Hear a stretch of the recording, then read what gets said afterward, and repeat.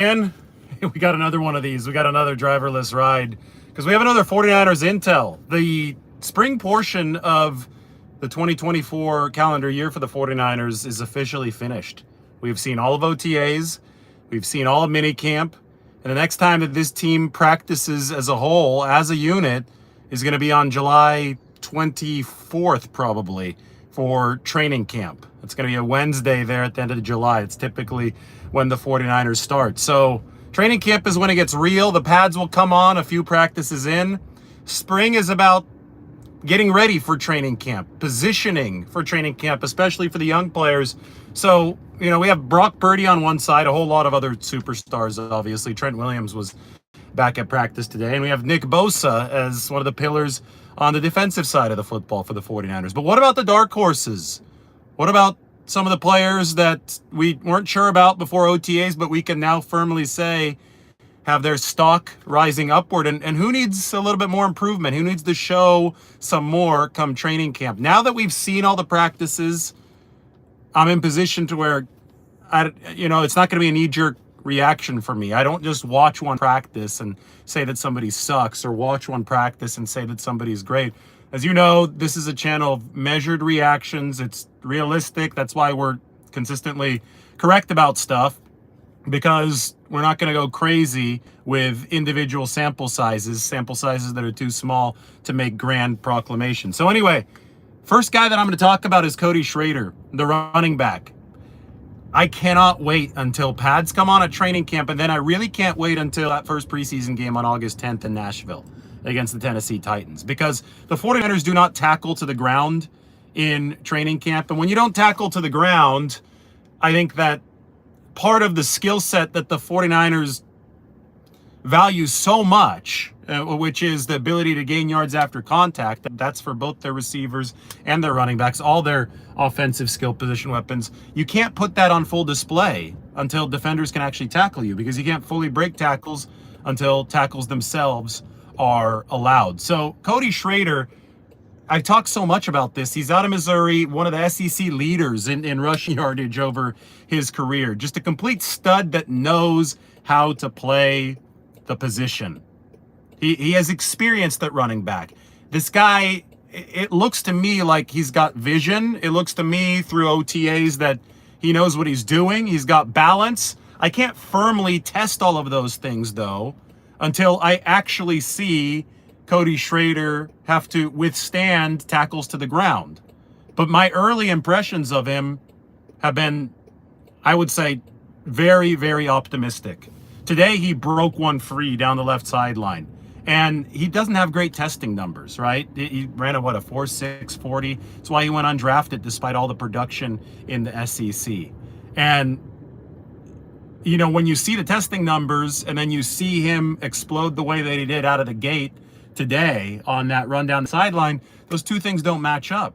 So there's a really good chance that Cody Schrader is one of those players that plays a lot faster than he's tested. And how does that happen? Well, it's because football is not just some kind of track meet, right? Football is not just running a 40-yard dash. In fact, very rarely do you run a straight 40-yard dash in the sport of football. Football is about anticipation. It's about courage. It's about withstanding contact. It's about understanding angles on the playing field.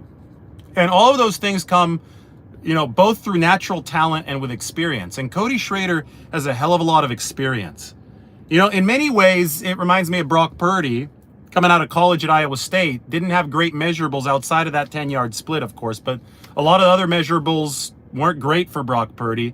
But he had so much experience playing the quarterback position at a high level that the 49ers said, okay, we're gonna take a flyer on this guy at pick number 262, because we think that he can carry over this mastery of the position to some success at the NFL level.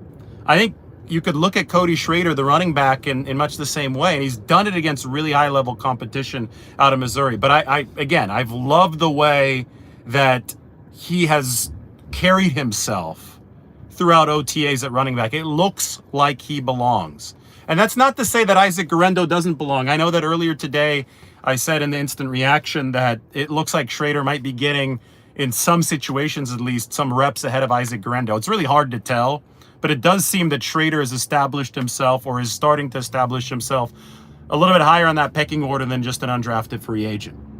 And, along those lines, I think a lot of the reactions are going to be, oh boy, Isaac Guerendo, another 49ers drafted running back, doesn't look great. And I just don't think that that's the right way of evaluating this. Isaac Guerendo, as we all know, has amazing testing metrics. He runs a 4.3 at 220 pounds. It's extremely rare, but he doesn't have a whole lot of experience at the running back position.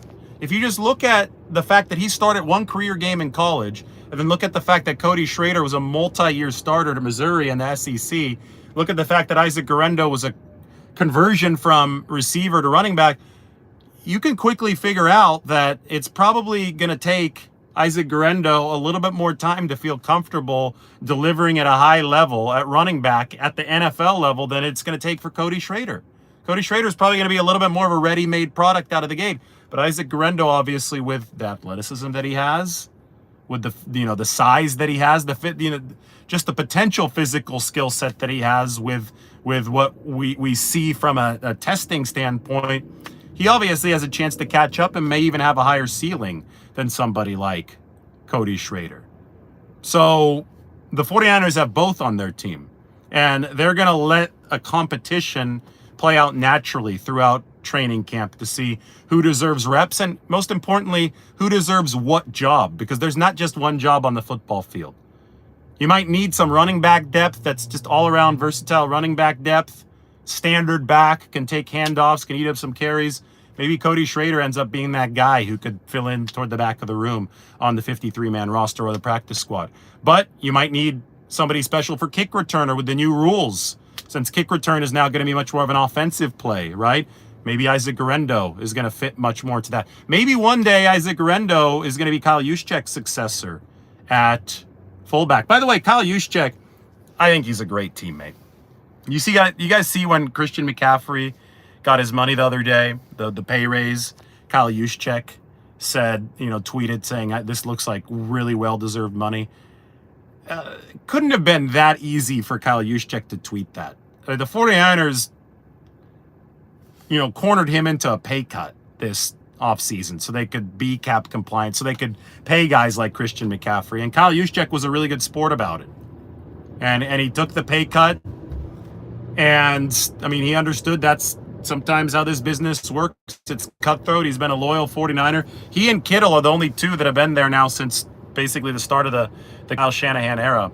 But, instead of complaining about it, instead of being silent when, one of his teammates, especially a teammate at a position close to his, a running back, and Juszczyk as a fullback, instead of, just going along his way and just trying to be a, silent, just kind of ignoring the situation, Kyle Juszczyk went out of his way and congratulated Christian McCaffrey on Twitter. And I thought that reflected the 49ers locker room. They got a lot of good guys in there. They've got a lot of character in there.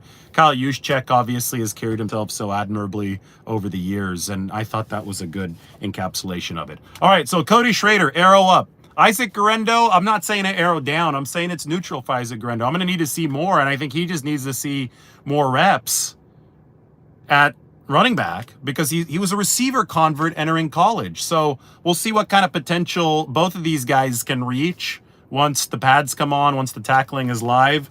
But at the very least, I think the early development in OTAs and in minicamp is that Cody Schrader looks like he belongs. Then there's Braden Willis, the tight end. And Braden, 6th round pick, was a rookie last year, saw important action for the 49ers, right? Was in the Super Bowl for San Francisco. Key role down the stretch when George Kittle was hurting and had to exit the game in overtime of the Super Bowl. We've talked so much about the 49ers need to find a receiving threat at that second tight end position. It's been a big desire of Kyle Shanahan's for years. Obviously, we've talked about Jordan Reed in 2020. We talk about Logan Thomas, who they just signed the other day. He's been at practice. He's a big target for the 49ers. All these things are great, but Braden Willis has already performed well enough to crack the lineup on this team. Now, he didn't factor in as a big threat in the receiving game last year. But just because that didn't happen his rookie season doesn't mean that we should discount it from happening at all. And he has been much, much more featured this spring in the pass game than he was last year. So don't count out the possibility of players developing. And Braden Willis, again, he wasn't bad last year, just wasn't that receiving threat. He might turn into a little bit more of a receiving threat now than he was last season. Now, they brought in Logan Thomas for more receiving competition, but he's going to be 33 years old. 55 catches last year stands out. All I keep on remembering is that Charlie Werner had only 11 catches for the 49ers through 4 seasons. He was a great blocker, but only had 11 catches through 4 seasons. If you combine Werner's 11 catches in 4 seasons with Ross Dwelly's total amount of catches through 6 seasons with the 49ers, it adds up to the 55 catches that Logan Thomas had last year alone. So the one weak spot of the 49ers offense right now, skill position-wise, is that tight end 2 position as far as receiving ability. And we'll see if Braden Willis, who's much more featured this spring, continues taking steps forward. Then there's Isaac Yiadom, 49ers cornerback. Now, this is a guy who was bouncing from team to team early in his career. Didn't really stick on as a starter anywhere until the second half of last season with the New Orleans Saints. Paulson Adebo, the Stanford corner, went down.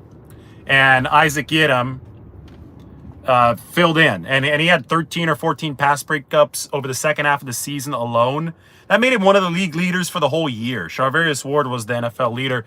Isaac Yiadom wasn't far behind him. He only started half the season. So the 49ers signed him, and he has had a featured role in the spring. He broke up a pass intended for Jawan Jennings today. Just a big physical cornerback. And Nick Sorensen, the 49ers defensive coordinator, shared a little nugget with us. He said that Isaac Yiadom, when he signed back with the 49ers in March, normally when a guy signs, it's a big celebratory day, right? You sign an NFL contract, you probably get a little bit of a signing bonus. It's a huge deal. Very few football players get to play in the NFL, much less sign a fairly lucrative contract. And Isaac Yiadom had a chance to sign a contract that's more valuable than the veteran minimum, which is, to me, a significant deal for any athlete. And instead of just going out and celebrating right after he signed, he went straight to the weight room and started working out. I mean, that's something. Nick Sorensen said he had never seen that. So here you have a hard worker, somebody, obviously with Charvarius Ward out over the course of the spring, there was more available as far as snap load on the outside for the 49ers. But I think that Isaac Yiadom, he made some plays. He's wearing number 22. He made some plays, and I think that he's definitely somebody to look out for. The minute the 49ers signed this guy, with his resume that, I had seen on tape last year for New Orleans, I said, this guy's a chance to be a regular 49ers rotation member as an outside cornerback.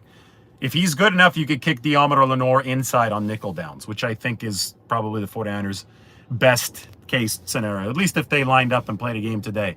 Isaac Yiadom, he could be that guy that locks down the outside. Then there's D. Winters, the linebacker. Today, Fred Warner said that D. Winters, out of all the young linebackers, has had the best OTAs. And Fred was not shy about this.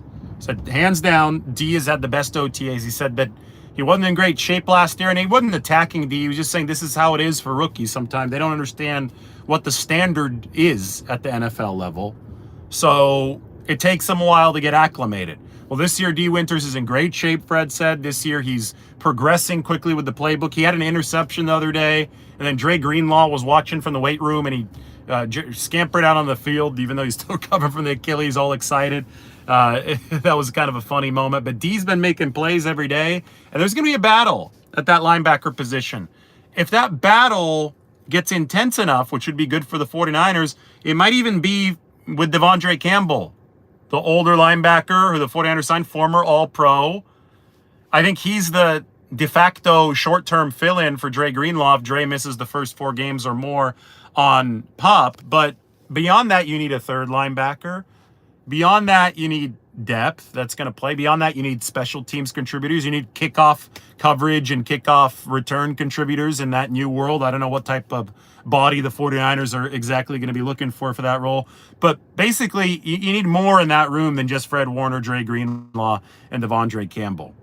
And that's why they drafted both D. Winters and Jalen Graham last year. That's why they drafted Tatum Bethune out of Florida State in the 7th round this year. That's why they re-signed Demetrius Flannigan-Foles to this team. That's why they signed Ezekiel Turner, the special teams ace from Arizona. So, yes, it's a crowded room. Yes, there's going to be competition, but it looks like D. Winters has taken a nice, solid step this spring, at least according to Fred Warner. And yes, I've seen him make some plays. Now there's Malik Mustafa. Today, it was Talanoa Hufanga. My article's up on The Athletic right now. Talanoa Hufanga was asked about,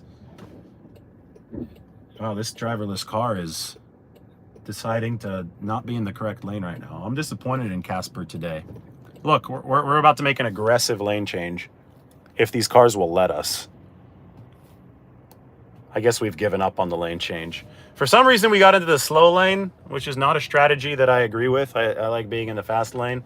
At least we're making the lights, but I would have preferred if we had stayed in the left lane and gone from there. All right, anyway, we got 9 minutes until I arrive. So the talk is now going to be about Malik Mustafa. It was Talanoa Hufanga said, this guy's beefy. This guy might be able to outlift anybody on the team. And then he said he looks like a mini Dre Greenlaw out there with the way that he carries himself. He's got that presence. Now, Mustafa's a safety out of Wake Forest. But when we've talked about mini linebacker before, and now they're saying mini Dre Greenlaw. He could tackle really well.